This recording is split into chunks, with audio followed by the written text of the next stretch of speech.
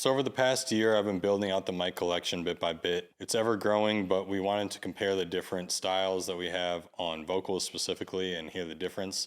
Haile Supreme is our good friend and an unbelievable singer. You may have heard him on his own records or records with artists such as Cartoons, Nightmares on Wax, or Static Selecta. We love having Haile over. We hosted him for about 2 weeks while we finished our project. And during that time, he helped us test out these microphones. Microphone test. Because these different styles of microphones sound so different and have different functions, I wanted to compare as much as possible apples to apples, meaning condensers to condensers, ribbons to ribbons, dynamics to dynamics, and then share some use cases. Dynamics are known for having lower sensitivity and less definition, while a condenser is known for having high definition, high sensitivity.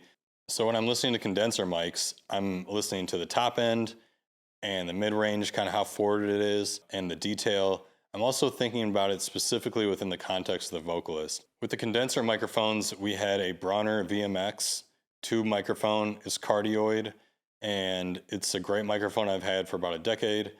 I've used it a ton on all kinds of vocals and other instruments, including piano, strings, and more. The other one is a Chinese replica of a U87. So the Brauner VMX is very airy. It's a very true sound. When the room sounds good, that mic usually sounds very good. And when the room doesn't sound good, that mic often sounds like the not good room that it's in. And for Haile, it ended up being the main vocal mic that we used on his project. He has such an airy tone. It really ended up working out well for him. Microphone test. Didn't you know you are my only? Didn't you know you are my only?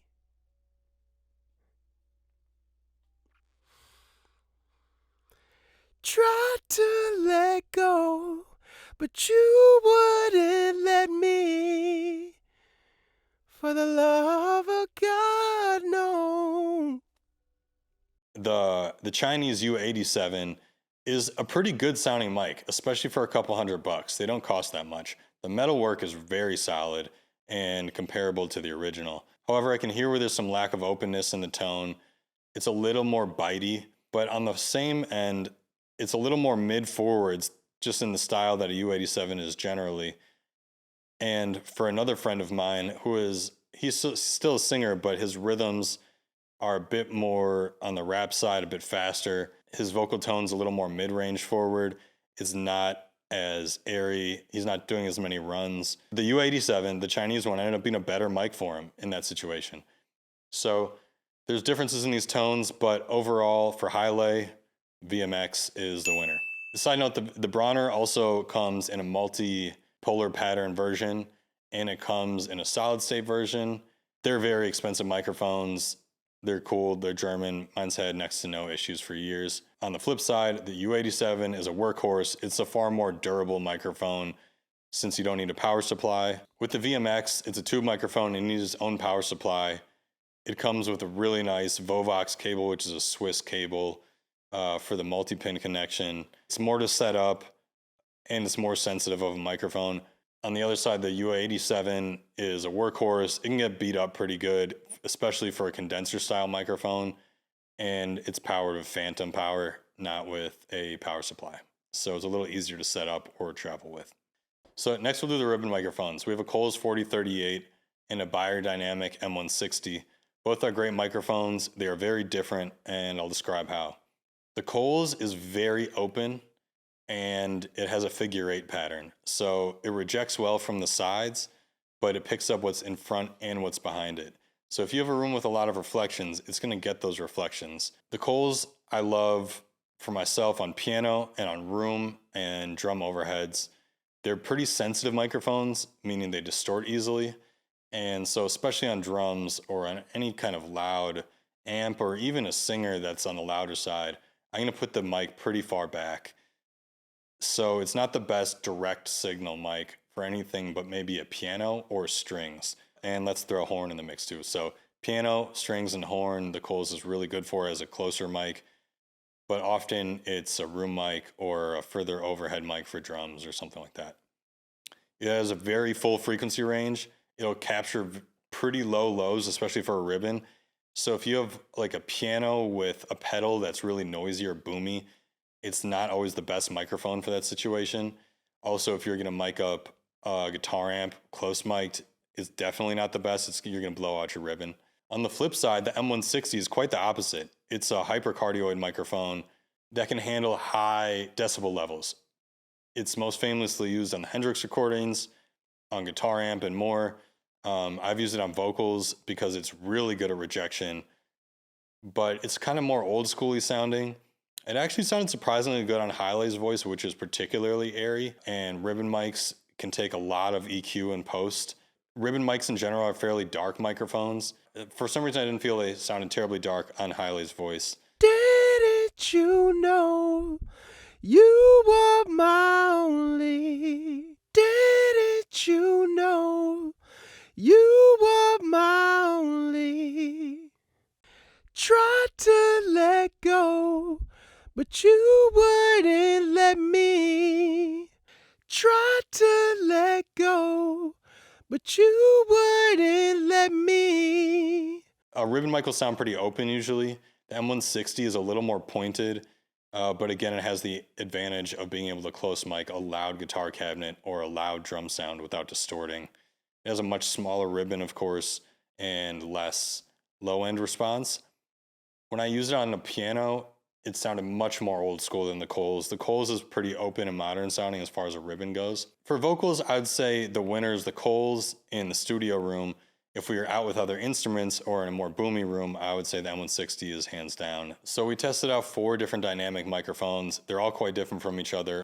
For the 57, 58 style microphone, I have your typical Shure 57 straight from Guitar Center, wherever you want to buy it from. They've been selling for $100 or $110 for decades. It's a classic microphone. It's the microphone I was taught in school. If you need one microphone to make an entire album, that is your microphone. They're not horribly impressive in any way, but they're extremely durable. And for some reason, they end up sounding good when you layer other sounds on them, and they sound good on almost every instrument. It's just a classic. It's the sound of a lot of records, which that familiar sound is very important when making records. The other microphone that we're comparing with is a 58 style. The only difference between the 58 and the 57 is that the 58 has the round top, the 57 doesn't. However, this one is by Crimson, and it has a different transformer put inside of it. This is the blue Crimson 58. They make 4 or 5 different color variations, which are each supposed to be special for a different purpose. Really, the difference is a different transformer in each of them. And they sound good, but they do not sound how I expected entirely. They have a bit higher of a signal because of the new transformer, but also that signal needs phantom power. So when I'm using my old cassette recorder, I can't use it without a separate phantom power. The Crimson mic has a bit more detail, but it's a bit more forward sounding and definitely a bit bitier, especially around the high mids or low highs, around 5K, that kind of area. It's a bit more aggressive sounding. So it depends on the vocalist. On Hailé, it wasn't too bad. In fact, I think it added a nice presence. However, on my voice and others I've heard, it gets almost distorted sounding because of how bitey it gets. Didn't you know you were my only? Didn't you know you were my only? On the flip side, that bite really, really does well on a guitar cabinet and on other instruments where you want it to kind of drive forward a little bit more, and you're not worried about S sounds and other types of sibilants or crunchy sounds that might sound unpleasant in an otherwise smooth recording. For Hailé, I'd say the winner is the Crimson. For other vocalists, I'd say the 57 is it. It's really a toss-up. The Crimson doesn't cost that much more. It's maybe $160.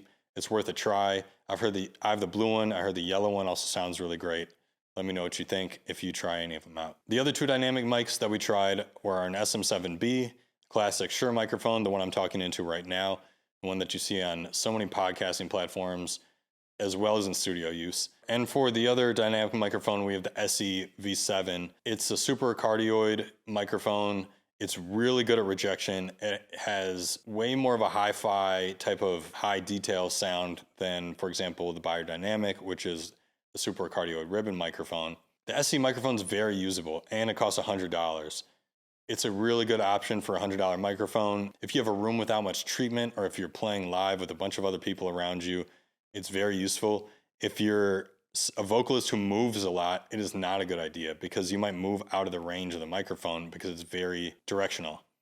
This microphone gets a lot more bleed. So when I'm trying to cut things out, I try not to use this SM7B. Didn't you know you are my only? Didn't you know you are my only? The SE-V7 is a toss-up. I've heard it sound really good and have no issues and sound way more expensive than it costs. And on the flip side, I've heard a vocal recording where there was kind of an annoying little buzzy, it was really faint, but when I was listening in my studio, fully compressed and fully mixed, it was something that was just bugging me a little bit that I had to work out. But it's surprisingly good sounding. For Hailé in that studio room, I'd say this SM7B is the more trusted microphone. If it was a live setting or if we were playing out in this room with piano going or drums or something like that, I would definitely choose the V7. So there you have 8 different microphones on this Singer. Let us know what your favorite is down in the comments. Let us know what you want to see in the future. We'd love to know what you think. We'd love to know what other microphones you want to see. And thanks for tuning in to Diploma House.